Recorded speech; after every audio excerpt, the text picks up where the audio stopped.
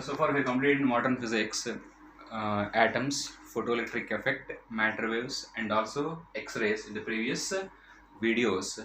Let us start nuclear physics now. So basically, the starting point is representation of atom. So an atom is represented by X, A, Z. X, A, Z. Here, A is called as mass number. A is called mass number and Z is called atomic number. Z is called atomic number. You know very well. So what is atomic number? This is the number of protons only. Number of protons only. In neutral atom only, number of protons is equals to number of electrons. Therefore, in some cases, in neutral atom cases, we take number of electrons as a number of protons. Now, mass number means number of protons plus neutrons. Number of protons plus neutrons combinedly called as mass number A. Z is the atomic number. Therefore, mass number is equals to number of protons plus number of neutrons. Therefore, number of neutrons is equals to mass number. From this equation, mass number minus number of protons. Minus number of, that is equals to mass number is A minus Z. Therefore, number of neutrons is equals to A minus Z. Number of protons is equals to Z. In neutral atom only, we can take number of protons as number of electrons. So, in general, atomic number means number of protons only. Okay. Now, what is the size of the nucleus? Size of nucleus in general is 10 power minus 15 meters. 10 power minus 15 meters, that is equals to 1 Fermi. We call it as 1 Fermi or 1 femto. 1 Fermi or 1 femto. And size of atom is 10 power minus 10 meter, that is equals to 1 angstrom. 1 angstrom is the size of the atom. So this is a basic thing about the atom. Now let us see what is atomic mass unit. What is atomic mass unit? So atomic mass unit. Atomic mass unit, then write it as AMU. AMU, atomic mass unit. It is the smallest mass, or we can measure the masses of nucleus and fundamental particles in terms of atomic mass units. It is the smallest unit of mass expressed for atoms. We express the mass of the atoms in terms of smallest unit is called as atomic mass unit. Okay. Now, one atomic mass unit is equals to 1/12 of carbon's atoms mass. Carbon's atoms mass. We can sometimes take 1/16 of oxygen also. So, one atomic mass unit is equals to 1/12 of carbon's atoms mass. Generally, we know that mass is equals to atomic weight by Avogadro number.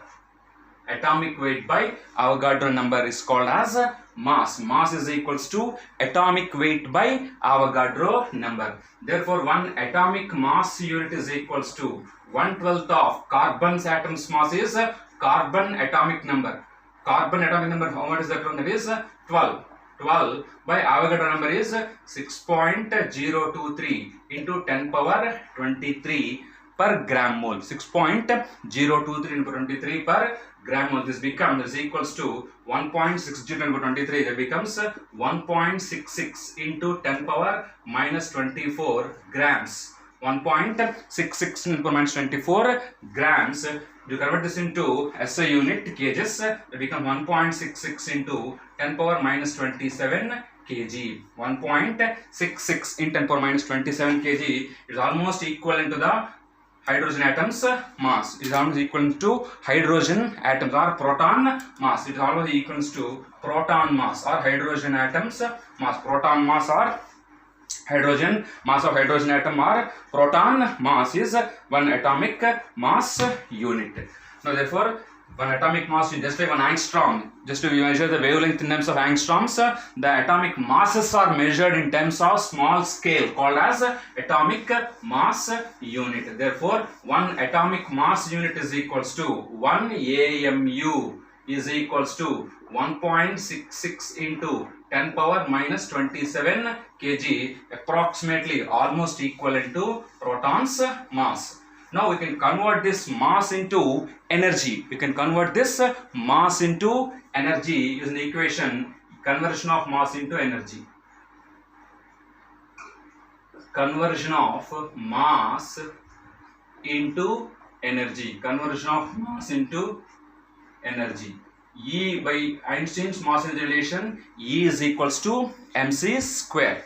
This equals to m is 1.66 into 10 power minus 27. C is 3 10 power 8 meters per second. This is joules. This is joules. Now generally fundamental particle mass or atomic energies are measured in terms of electron volts, not in joules. We discussed this in the photoelectric effect. This equals to 1.66 into 10 power minus 27 into 9 into 10 power 16 by 1.602 into 10 power minus 19 electron volts. To convert joules into electron volts, we have to divide with charge of electron. To convert joules into electron volts, we have to divide with charge of electron. So this becomes 931.5 into 10 power 6 electron volts. 931.5 into 931.6 electron volts. 10 power 6 is equals to 1 million or 1 mega or 1 million. It is 10 lakhs. 10 lakhs is 1 million. 10 lakhs is 1 million. 1 lakh have 5 zeros.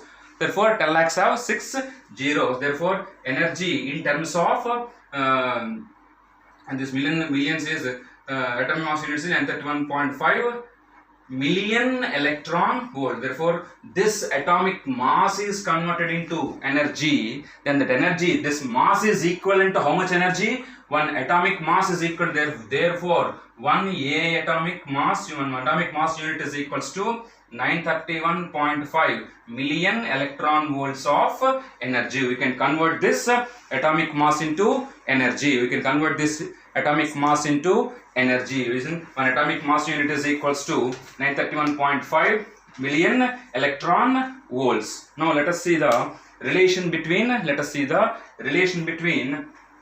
radius of the atom, very important one, radius of the atom and volume, radius and sizes, radius and atom mass number and size. All this let us see relation between mass number A and radius.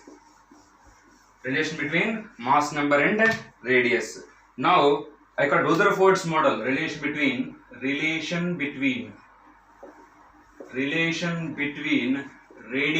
and mass number. Radius of atom and mass number. Radius of atom R and mass number A. Now by Rutherford's model,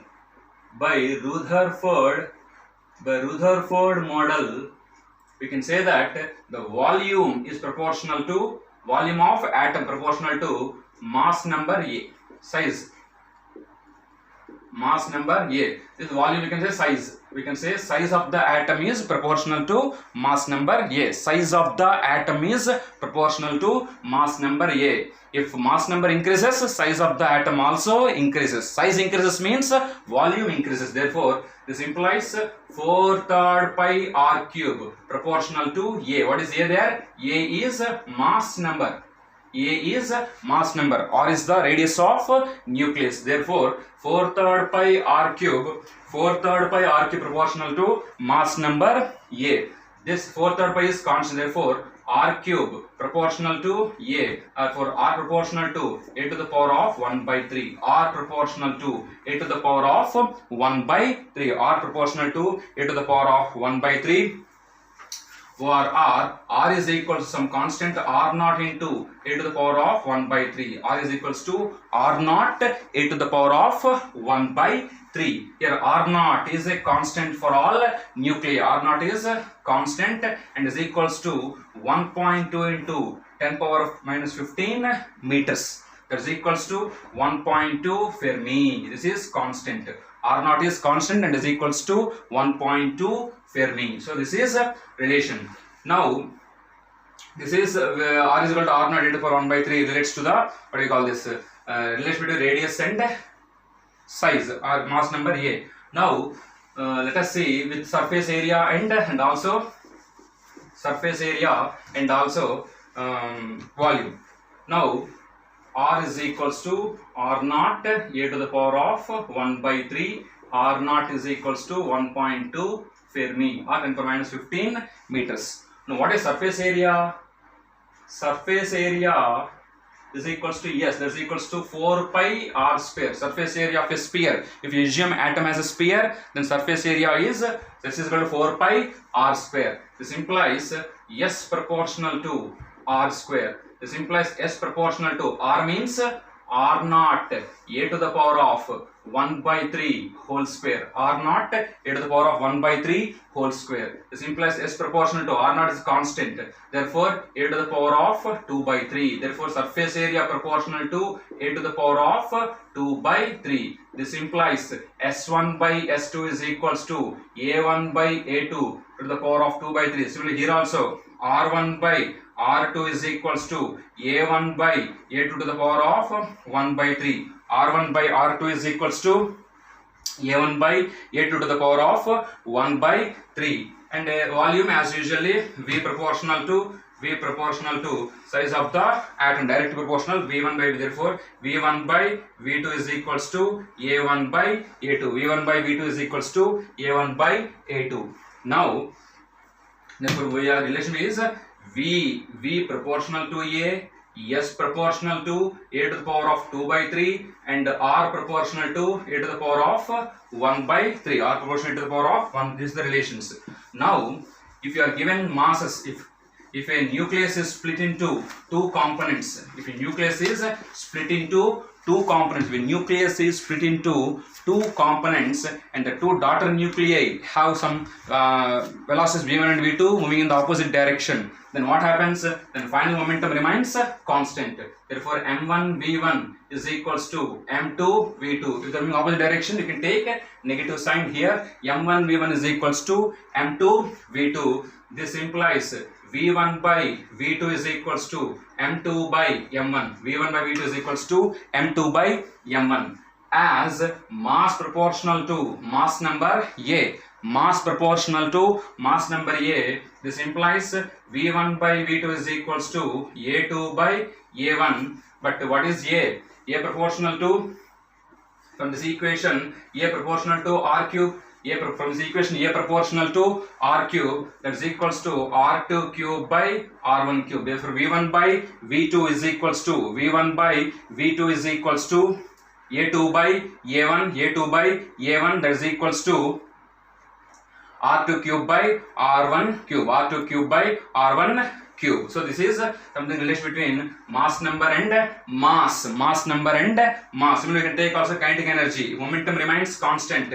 K is equals to p square by 2m. We have discussed this in this and photoelectric effect. K proportional to p square by 2m. As we know that K is equals to half m v square, that is equals to m square v square by 2m, that is equals to mv whole square means momentum square by 2m. Therefore kinetic energy is equals to p square by 2m. If p remains constant, kinetic is proportional to 1 by m. Therefore this implies ke1 by ke2 is equals to ke1 by ke2 is equals to m2 by m1. m2 by m1. This implies m2 by m1 is proportional to m2 by m1, a2 by a1, a2 by a1. because m proportional to a, m2 by m proportional to a2 by a, that is equals to again r2 cube by r1. This is relation, very important relations. Now let us